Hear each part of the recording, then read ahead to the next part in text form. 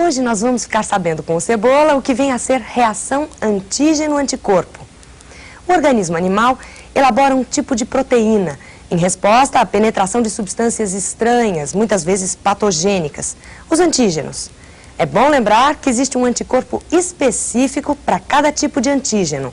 Sua ação, basicamente, consiste na ligação com a proteína estranha e na sua posterior neutralização. Alô, turma.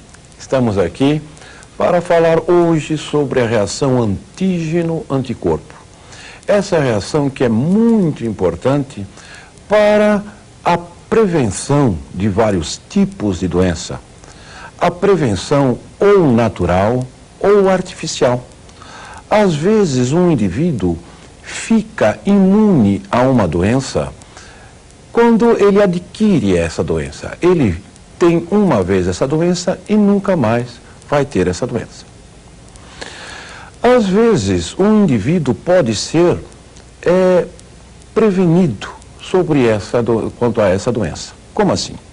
Eu posso introduzir um agente patogênico e fazer esse indivíduo produzir alguma coisa que destruam os futuros agentes patogênicos que vierem invadir esse organismo. São as doenças autoimunes. Quer dizer, que o indivíduo vai fazer a sua própria imunização. Essas doenças autoimunes, elas devem ser sempre causadas por agentes patogênicos que tenham uma composição química proteica. Tem a proteína dentro da sua composição química. Por que isso? Porque só vai se produzir um anticorpo contra uma proteína. Esta proteína tem que ser uma proteína diferente daquela que o indivíduo produz. Uma proteína estranha a esse organismo. Vejam, e essa proteína estranha tem que penetrar nesse organismo por via parenteral. Como parenteral? Parenteral. Quer dizer, não por via digestiva.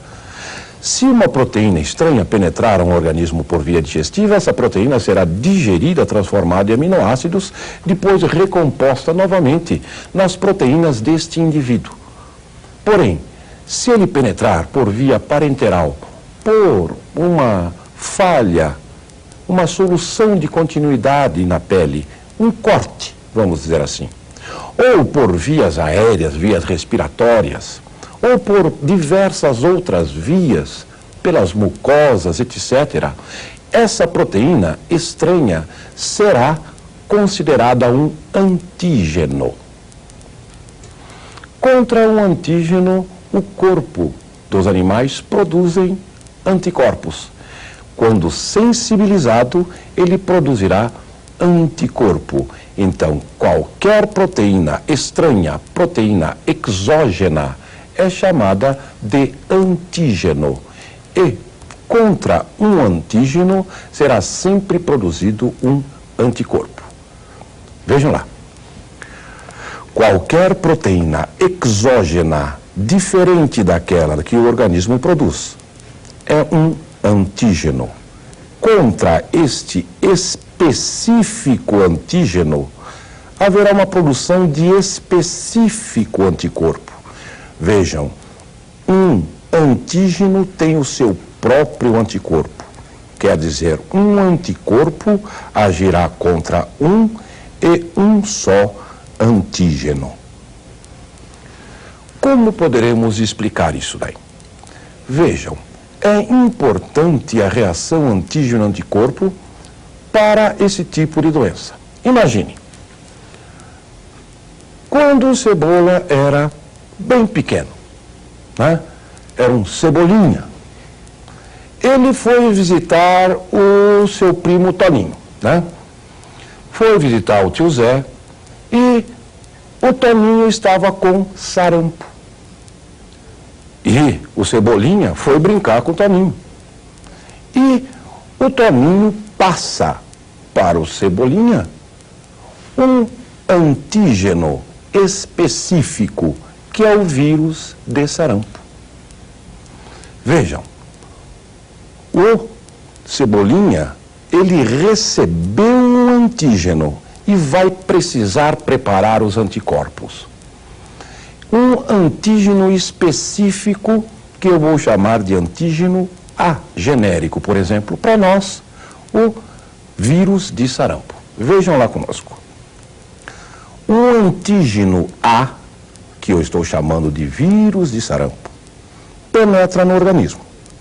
Dentro desse organismo, um tipo especial de glóbulo branco, chamado linfócito, se quer o sobrenome, linfócito T4, ou células T, irão receber o antígeno A, irão englobar esse antígeno A e irão começar a desmontar a proteína do antígeno A. Vai ter que ver como é que esse antígeno A é formado. Vai começar a preparar uma proteína contra esse antígeno. Demora para fazer isso, está demorando. Enquanto isso, o Cebolinha começa a sentir dores de cabeça, começa a sentir ligeiros calafrios, sintomas semelhantes à gripe. É o antígeno A, é o vírus do sarampo que está se reproduzindo dentro do organismo do Cebolinha. Dentro do Cebolinha também está sendo formada uma grande quantidade de anticorpos, mas o linfócito está preparando os anticorpos. Uma febre, mais que vem para o Cebolinha. Mais sintomas como uma fotofobia, dor na vista quando em luz forte. Então, a mãe do Cebolinha falou: ah, já sei, você foi brincar com o Toninho. Ele estava com sarampo, você está com o sarampo recolhido. Quer dizer, eu ainda estou preparando os anticorpos. Quando o Cebolinha começa a ter sintomas de febre um pouco mais alta, a mãe do Cebolinha diz: ótimo, é porque logo, logo você vai estourar esse sarampo. O que vem a ser isso? Vamos voltar à nossa tela. Os linfócitos terminaram a pesquisa sobre o antígeno A e começaram a produzir grande quantidade de anticorpo anti-A. Esse anticorpo anti-A destrói o antígeno A. Então, para produzir o anticorpo, ele aumentou o seu metabolismo com uma febre. Destruindo o antígeno A, é produzido uma substância alergênica que vai para o corpo do Cebolinha e ele fica totalmente cheio de manchas, manchas avermelhadas na pele. E o sarampo está sendo combatido. Depois que o linfócito produziu o anticorpo, ele passa a maneira de produzir anticorpo para as células de memória, que vão ficar dentro do corpo do Cebolinha.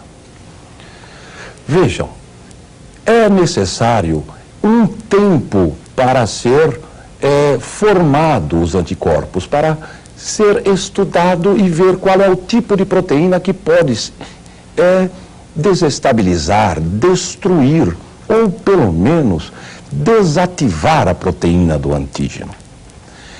Isso daí demora um certo tempo, mas são produzidas células de memória. Isso fica dentro do corpo do indivíduo durante muito tempo. Então vejamos aqui. Na primeira imunização ela é lenta para ser produzidos anticorpos, mas produz as células de memória. Vejam em uma segunda imunização. Agora eu vou na casa do Antônio, né? Tonhão, aquele meu primo Toninho, hoje em dia. Lá tem o Zezinho, o filho do Antônio, que tem sarampo também. Eu recebo uma nova invasão por esse vírus de sarampo. Agora, 30 anos depois, eu novamente recebi o antígeno A. Vamos ver o que ocorre. O antígeno A passa diretamente pelas células de memória, que passam para os linfócitos, como foi feita a primeira imunização.